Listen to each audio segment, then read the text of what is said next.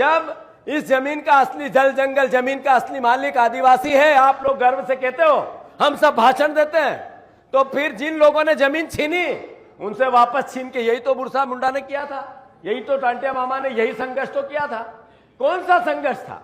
मैं आग्रह करना चाहता हूं, मेरे को आज बुखार है, मैं 5 प्रस्ताव आप लोगों के सामने इस पूरी सभा के 4 घंटे के हमने अपने अपने संवाद के बाद जो पास करने चाहिए, मेरा पार्टी की तरफ से आप सबसे आग्रह है।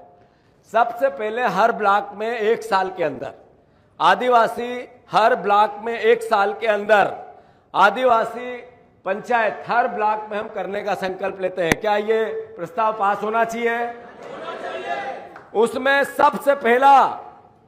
सबसे पहली लड़ाई जो आदिवासी है उसका बेटा और बेटी, इसकी पूर्ण शिक्षा हो, चाहे मेडिकल की हो, इंजीनियरिंग की हो, चाहे कितने भी आर्थिक संपन्न की हो, चाहे यूपीएससी दे रहा हो, पूर्ण शिक्षा मुफ्त सरकार करके देनी चाहिए। करना चाहिए प्रस्ताव पास या नहीं करना चाहिए? दूसरा, वन अधिकार अधिनियम के जितने पट्टे अगर आदिवासियों का नियम अनुसार कानून बनता है, उसका हक बनता है, तो हर हालत में उसको मिलना चाहिए। यह प्रस्ताव पास करना चाहिए कि नहीं करना चाहिए? जो 1 लाख के पद पिछले 25 साल से बीजेपी की सरकार ने आदिवासियों के हितों की अनदेखी की, उनके साथ अन्याय किया, उन पदों को हर हालत में समयबद्ध भरना चाहिए। ये लड़ाई लड़नी चाहिए नहीं लड़नी चाहिए?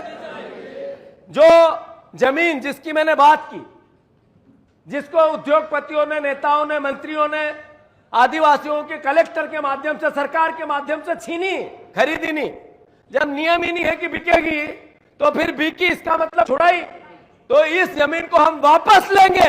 यह हक का अधिकार की बात करना चाहिए नहीं करना चाहिए?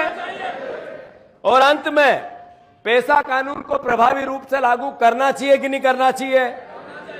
प्राइवेट सेक्टर में आदिवासियों को जितनी भी खदानें हैं, जमीन अधिग्रहण है, इसमें जो फैक्ट्री लगे केवल और केवल स्थानीय लोगों को रोजगार मिले, ये पास कानून करना चाहिए नहीं करना चाहिए?